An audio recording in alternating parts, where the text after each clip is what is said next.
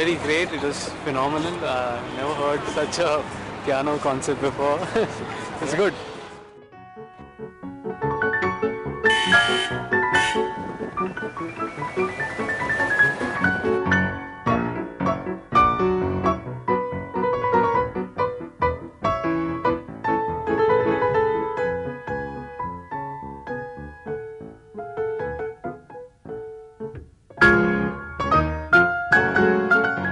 C'était merveilleux le programme, oui. Je pense que j'avais du bonheur pour avoir... J'ai eu le bonheur que je pouvais y assister.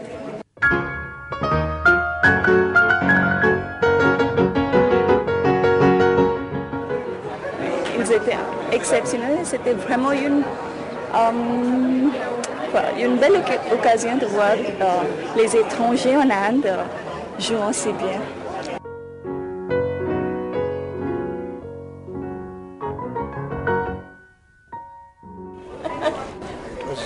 Exciting.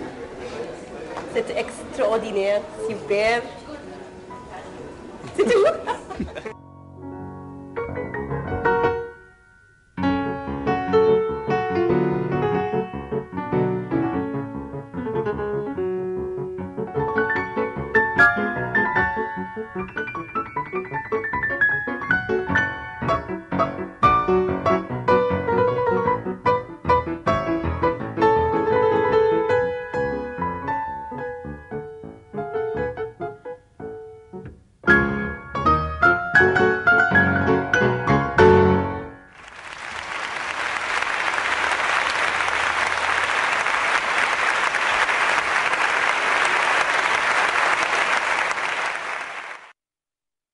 La suite d'un concert. D'un concert à Aix, très bien réussi. Oui.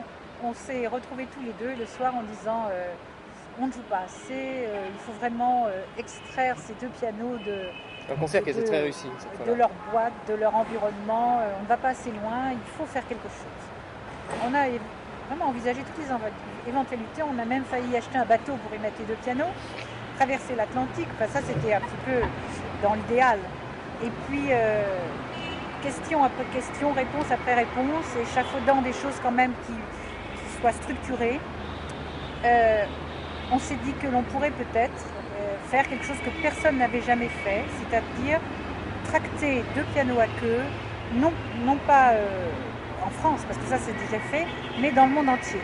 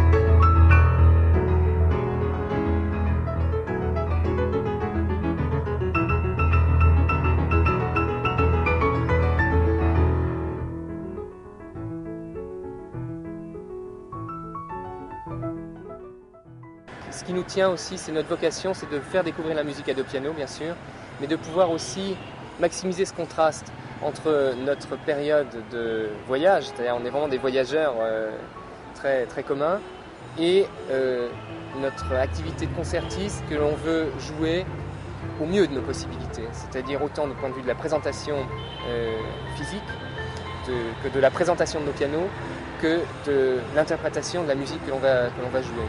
On veut que ce soit au mieux de ce qu'on peut. Donc pour ça, il faut aussi que les pianos soient extrêmement choyés. Donc comme vous le verrez, ils sont dans des emballages spéciaux avec une luge de transport amortie par une espèce de micro-feuille de plastique. Il y a des amortisseurs spéciaux sur la remorque qui elle-même a été fabriquée spécialement sur mesure, etc. pour les pianos en fonction de leur dimension, avec une climatisation, etc.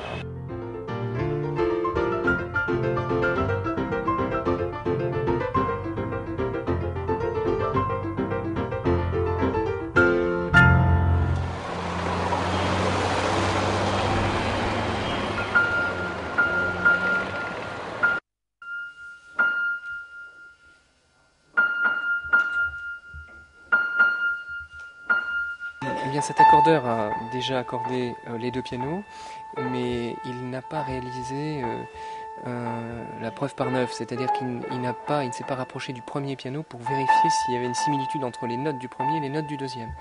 Et donc c'est un peu ennuyeux parce que nous avons vérifié et il y a un décalage entre les deux. Donc maintenant il essaie de récupérer le décalage, mais il est assez professionnel et légèrement, il est obstiné, donc il veut continuer avec sa méthode. Mais je pense que ce serait peut-être plus rapide si Clara donnait les notes et que lui à ce moment-là il s'accorde sur l'un des deux, comme font la plupart des accordeurs.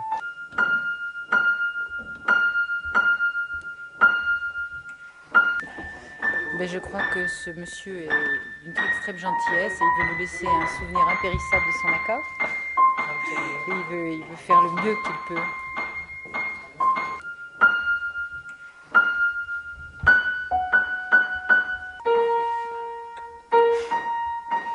Il est là depuis environ 4 heures.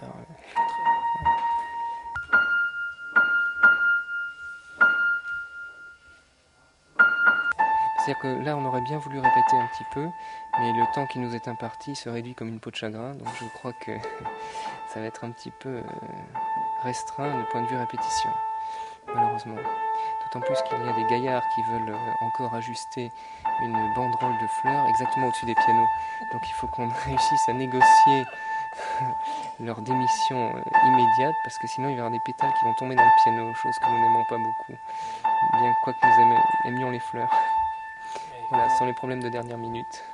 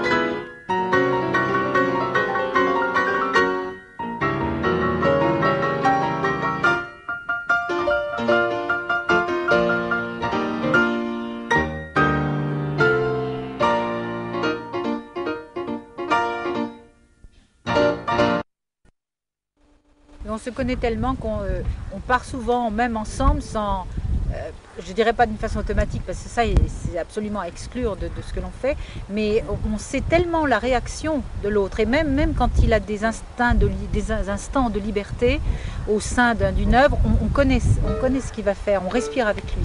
Et ça c'est l'entente et l'habitude de travailler ensemble depuis très longtemps.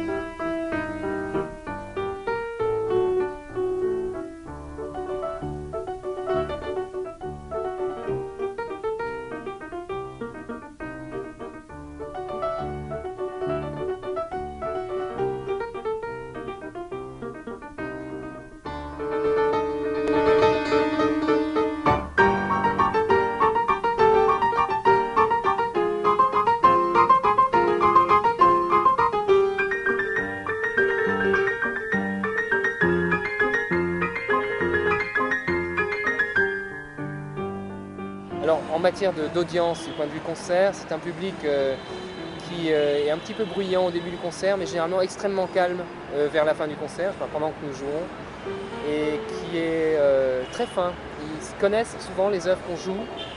Plusieurs musiciens sont venus au concert en nous disant est-ce que vous jouez également la sonate en fa mineur de Brahms ou les variations tiens, on aurait bien voulu entendre ceci. Ou, enfin, on a rencontré assez fréquemment des auditeurs très informés sur la musique à deux pianos. Ça nous fait très plaisir parce que c'est une manière de les combler aussi.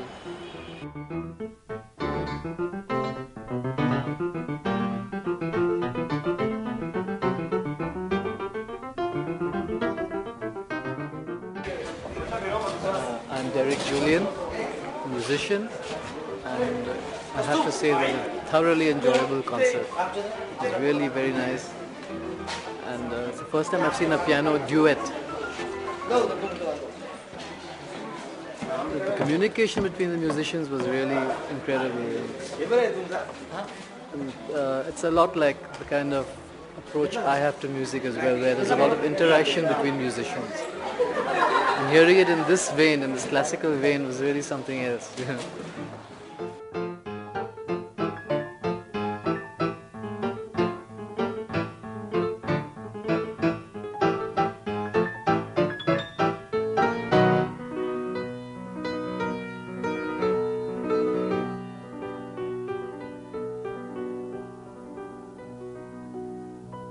Never heard anything like this. They were so good, so relaxed, and their humor, their goodness, their passions, it all came out in the music. We have greatly enjoyed it.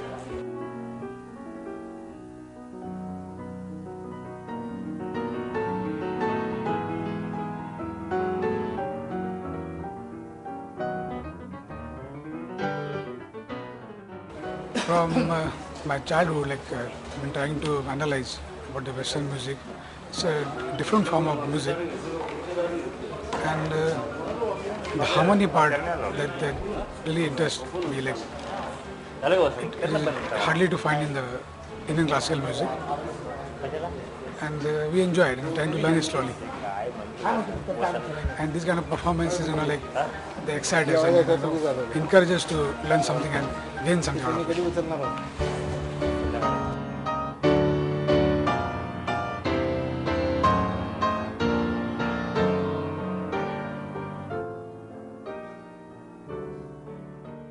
My name is Khurshid and I play the piano also, and I thought that tonight's concert duo, I learned a lot from it because I think playing in a duo is a matter of balance more than solo playing, and I thought that both the artists tonight had that mastered beautifully. The balance between the two pianos and the tone and the way they sang, and coordinated control over sound, amount of sound, was really excellent, and I think for me that was the most important thing tonight's concert.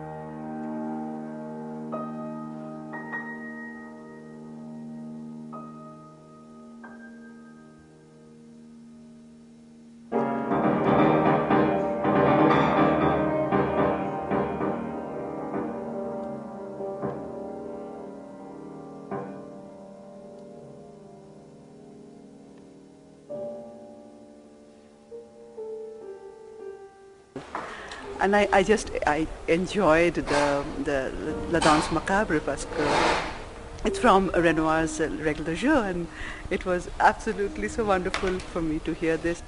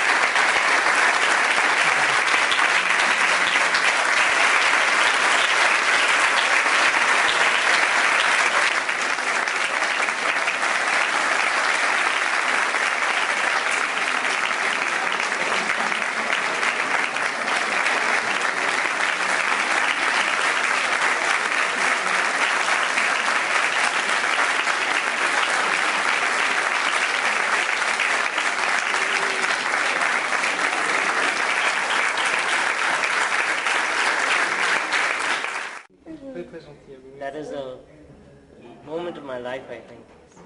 Very good. Excellent. Je trouve que c'est aussi un moment de contact qui est privilégié, parce que les gens aiment avoir un contact avec celui qu'ils ont vu au centre de la scène, et pour nous c'est très agréable de prendre un contact direct avec tel ou tel auditeur.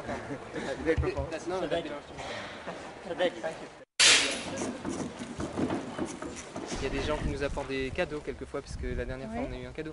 Moi j'ai une petite vietnamienne qui est arrivée qui m'a apporté un sac de cashew nuts, de noix de cajou. Elle m'a dit aussi, cette vietnamienne est venue me voir après, elle m'a dit j'ai eu l'impression de mourir ce soir. Terrible hein, de pouvoir tuer avec des sons. Et elle nous a accompagnés jusqu'à la fin, jusqu'au moment où on avait mis nos pianos. Et vraiment, elle est restée tout le déménagement après le concert. Elle était vraiment très touchée et touchante pour nous.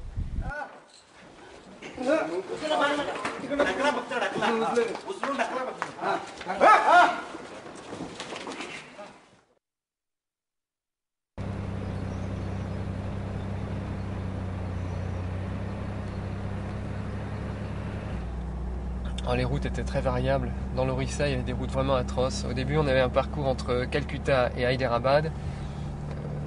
Très longue route, quelque chose comme 850 ou 900 km.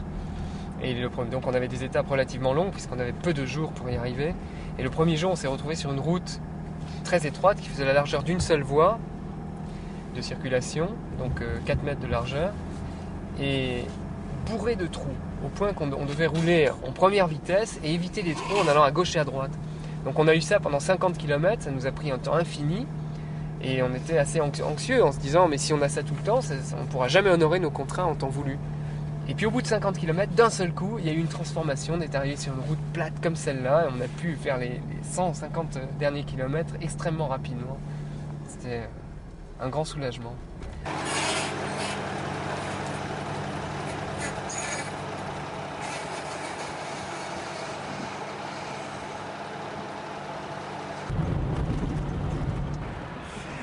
Nous sommes sur les routes de l'Inde, très prudents, car la conduite ici est absolument indescriptible.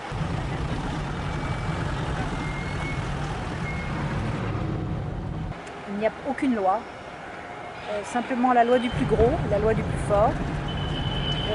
La route est une artère étroite où dansent tous les véhicules, entre la vache qui marche, les troupeaux de cochons qui traversent, les enfants qui jouent au ballon, le gros poids lourd qui a des pneus absolument à la corde, puisqu'il n'y a plus de pneus. Enfin, c'est indescriptible. Donc nous roulons très prudemment. Nous parlons, mais très concentrés. Et d'un seul coup, un choc. Ah! Un bus nous rentre dans l'arrière de la remorque. On était à 25 à l'heure. C'est vrai qu'on a été percuté à l'arrière de la remorque par un bus qui nous a enfoncé le pont de déchargement. Donc ça, c'était un moment où on a passé quelques heures dans l'après-midi du côté de Madurai qui était vraiment détestable parce qu'on ne savait pas si on allait pouvoir encore décharger nos pianos. Il y a eu un deuxième moment très difficile, c'était quand à Pondichéry, dans ce merveilleux consulat, extrêmement astiqué, très belle maison, un immense salon, on a laissé nos pianos pour la nuit.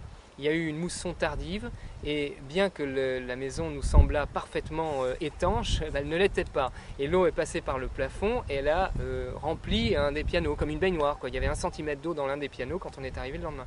Bon, ça c'est extrêmement dur parce que on a vraiment pensé que le piano était fichu. Ce sont des pianos extraordinaires qui sont neufs.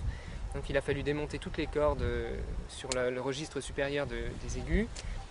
Enlever toute l'eau dans les pianos, c'est-à-dire j'ai soulevé un piano d'un côté, puis il y a eu une déferlante qui s'est flanquée sur la partie latérale du piano. Il a fallu éponger, carrément écoper, quoi, comme dans un dériveur. Il a fallu donc toute la journée a été consacrée à nettoyer l'intérieur du piano.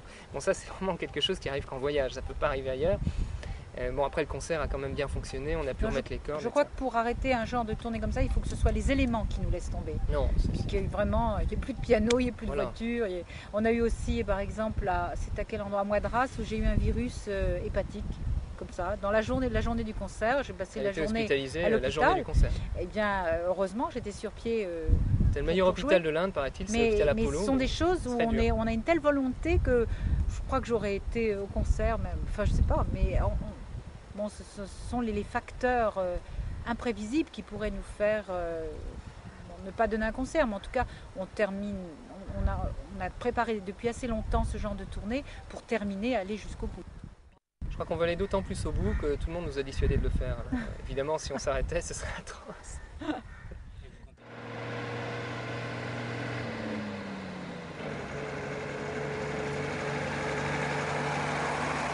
La première tournée qui s'appelait Pan America, ça a été la première. Donc c'était une expérience absolument nouvelle. Et de cette expérience première, nous avons eu des résultats qui nous ont fait penser un peu différemment pour cette deuxième tournée. La première, nous étions très très bien reçus à chaque ville, étape, concert pendant 3-4 jours. Mais entre ces étapes, nous devions absolument être indépendants et nous débrouiller seuls. Et nous avons eu des difficultés à nous loger et à nous nourrir. Donc cette fois-ci, avant de partir, nous avons vraiment les derniers jours, on s'est dit si jamais nous ne trouvons pas d'hôtel, pas de nourriture, il faut à tout prix que nous puissions vivre même en autarcie, complète, en dehors des villes. Et nous avons installé dans notre attelage un lit absolument luxueux, de 2 mètres de long. C'est un dynamo-pilote de 25 cm d'épaisseur et de 2,5 m de long. Donc là, on est très très bien. Et je crois qu'on a vraiment bien tablé parce que ici en Inde, surtout toute la côte Est, il n'y a absolument aucune possibilité de dormir en dehors des grandes villes. Et les étapes sont longues. Donc ça, c'est une chose que la première tournée nous a beaucoup apporté pour ça. Parce qu'on n'aurait pas pu, je ne sais pas du tout comment on aurait pu faire si on n'avait pas eu ce lit et cette possibilité de bivouaquer entre les villes.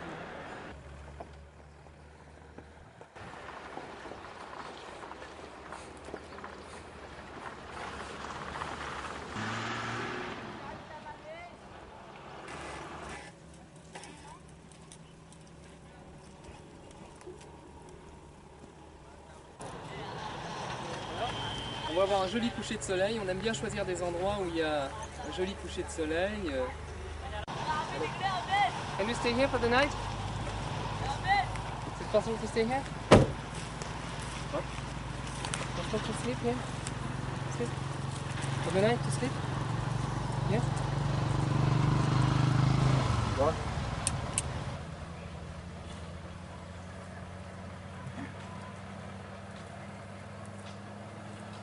Donc il était nécessaire d'avoir une bonne parallèle entre l'organisation des concerts du point de vue date et l'organisation du parcours. Alors pour ça, on a un petit appareil spécial qui s'appelle un curvimètre avec une carte très détaillée et on suit les routes avec notre curvimètre et on table sur une moyenne d'environ dans ce genre de pays, ne sachant pas très bien comment sont les routes, malgré les nombreux guides et les histoires qu'on avait lues, on table sur une moyenne de 35 km/h. Et on sait qu'on peut rouler environ 10 heures par jour. Et après ça, on fait une décote de 20% et on tombe sur une durée de parcours avec un total kilométrique journalier, ce qui nous permet d'arriver au point définitif et d'honorer nos engagements. Donc pour la tournée Indiasia, ça prenait exactement 67 jours. Donc dans cette période-là, on fait le tour de l'Inde et puis ensuite on va au Pakistan.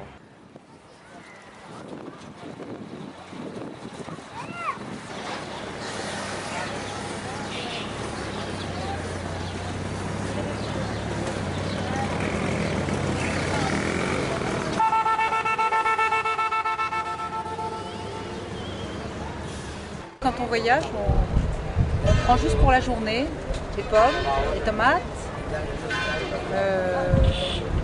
une orange parce qu'on la mélange aux pommes. C'est le jus d'orange. Et aujourd'hui on a un peu plus, donc j'ai pris un peu plus d'orange et des biscuits. Quand on trouve du beurre, c'est vraiment la fête. Voilà.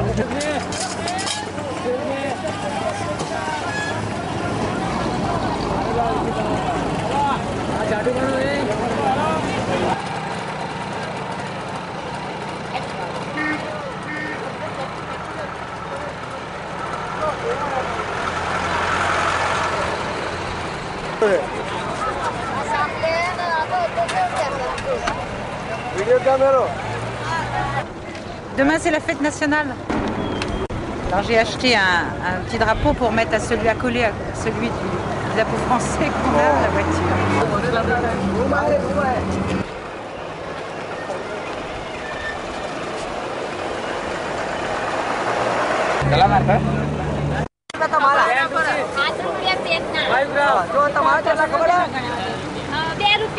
Voilà, ça c'est ce qu'elle m'a rendu tout à l'heure. Ce sont 2 roupies, mais ils sont dans un billet de plastique pour ne pas être abîmés, tu vois, c'est pas mal quoi.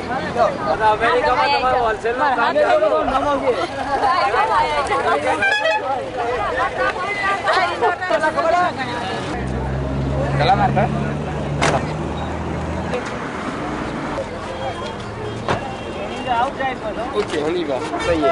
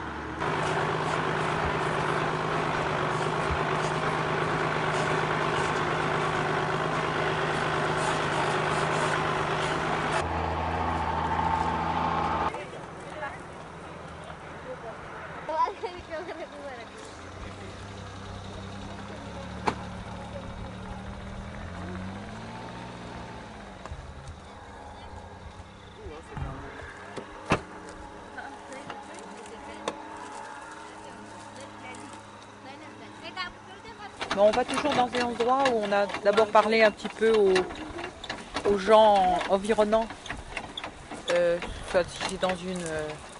là c'est un petit village, donc on leur demande, on fait un petit peu connaissance. Ça, il y a un intérêt commun. Donc, il y a beaucoup de femmes là. Mais jamais dans des endroits totalement isolés. Là, on n'a jamais été dans un endroit totalement isolé. Non, je crois pas. Non. De toute façon, on n'est jamais totalement isolé en Inde.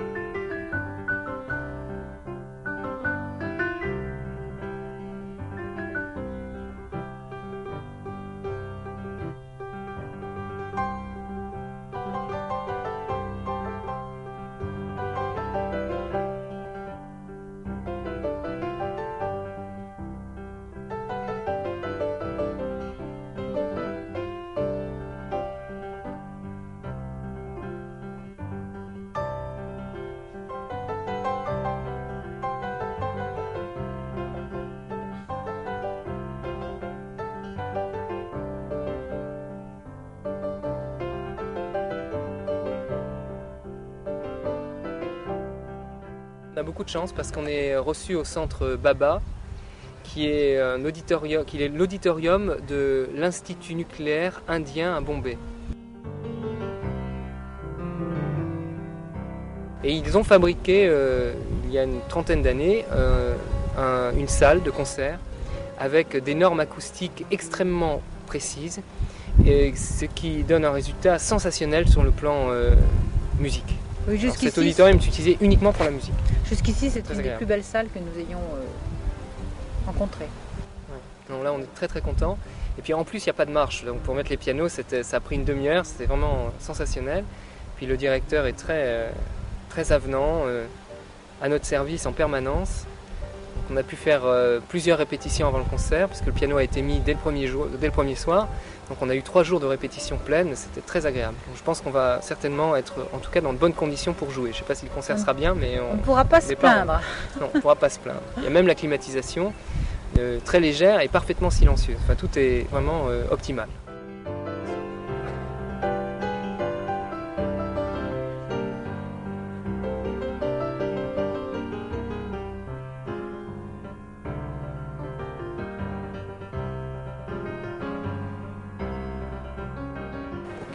I learned one thing, that we Indians didn't know when to clap and when to stand up. I think we learned a lot today. Yeah. They had 2 pieces reserved for the end, for clapping. That was something interesting. Yeah, we found it really interesting. After the people clapped and after the people appreciated it, they came out with 2 more pieces. Played again. So we again clapped, they came back, played again. Played once more. We didn't know this. Is it always like that?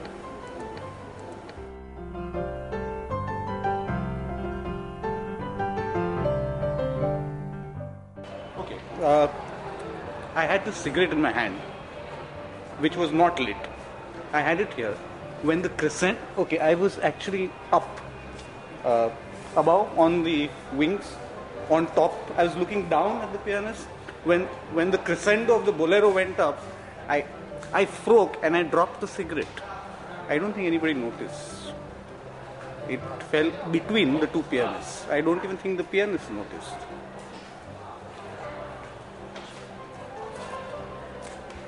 T'es prête? C'est bon? Faut prendre tout ça? Non, je prends, un petit coup. Faut beaucoup boire, ça évite d'avoir des plus.